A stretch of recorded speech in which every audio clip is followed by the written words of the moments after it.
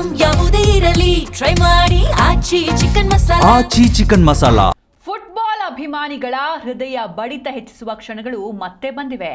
ವಿಶ್ವದ ಅತಿ ದೊಡ್ಡ ಕ್ರೀಡಾ ಹಬ್ಬವಾದ ಫಿಫಾ ವಿಶ್ವಕಪ್ 2026ಕ್ಕೆ ಇವತ್ತು ಅದ್ದೂರಿ ಚಾಲನೆ ಸಿಗ್ತಾ ಇದೆ.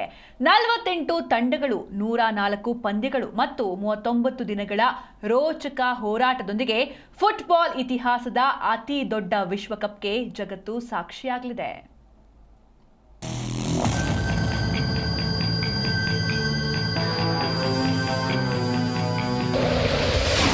39 ದಿನಗಳು, 48 ತಂಡಗಳು, 104 ಪಂದ್ಯಗಳು, ಒಂದೇ ತಂಡ ವಿಶ್ವ ಚಾಂಪಿಯನ್.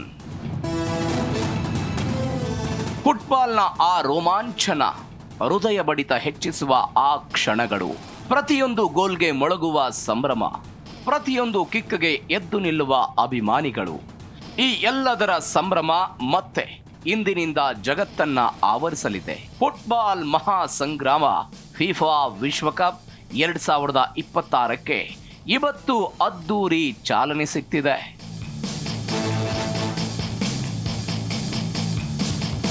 ಅಮೆರಿಕ, ಕೆನಡಾ ಹಾಗೂ ಮೆಕ್ಸಿಕೋ ದೇಶಗಳು ಮೊದಲ ಬಾರಿಗೆ ಜಂಟಿಯಾಗಿ ಫಿಫಾ ವಿಶ್ವಕಪ್ ಆತಿಥ್ಯ ವಹಿಸಿವೆ. 3 ದೇಶಗಳ 16 ನಗರಗಳಲ್ಲಿ ವಿಶ್ವಕಪ್ ಪಂದ್ಯಗಳು ನಡೆಯಲಿವೆ.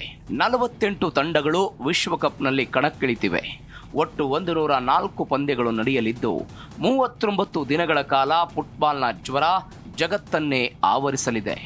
ಇಂದು ಫಿಫಾ ವಿಶ್ವಕಪ್ನಲ್ಲಿ ಮೊದಲ ಪಂದ್ಯ ರಾತ್ರಿ 12:30 ಆರಂಭವಾಗಲಿದೆ. ಈ ಪಂದ್ಯ ಮೆಕ್ಸಿಕೋ ಸಿಟಿ ಸ್ಟೇಡಿಯಂನಲ್ಲಿ ನಡೆಯಲಿದ್ದು ಆತಿಥೇಯ ಮೆಕ್ಸಿಕೋ ಮತ್ತು ದಕ್ಷಿಣ ಆಫ್ರಿಕಾ ತಂಡಗಳು ಮುಖಾಮುಖಿಯಾಗಲಿವೆ. ಪಂದ್ಯ ಆರಂಭಕ್ಕೂ ಮುನ್ನ ವಿಶ್ವಕಪ್ಗೆ ಅದ್ದೂರಿ ಉದ್ಘಾಟನಾ ಸಮಾರಂಭದ ಮುಖಾಂತರ ಚಾಲನೆ ಸಿಗಲಿದೆ. ಈ ಭವ್ಯ ಸಮಾರಂಭ ರಾತ್ರಿ 11 ಗಂಟೆಗೆ ಆರಂಭವಾಗಲಿದ್ದು ವಿಶ್ವ ಪ್ರಸಿದ್ಧ ಗಾಯಕಿ ಶಕೀರಾ ವಿಶೇಷ ಪ್ರದರ್ಶನ ಕೊಡಲಿದ್ದಾರೆ. ವಿಶ್ವಕಪ್ನ ಎಲ್ಲ ಪಂದ್ಯಗಳನ್ನ ಜಿ ಯುನೈಟೆಡ್ ಸ್ಪೋರ್ಟ್ಸ್ ನಲ್ಲಿ ವೀಕ್ಷಿಸಬಹುದು. ಜೊತೆಗೆ ಜಿ5 ಮುಖಾಂತರ ನೇರ ಪ್ರಸಾರ ಹಾಗೂ ಲೈವ್ ಸ್ಟ್ರೀಮಿಂಗ್ ಸಹ ಎಂಜಾಯ್ ಮಾಡಬಹುದು.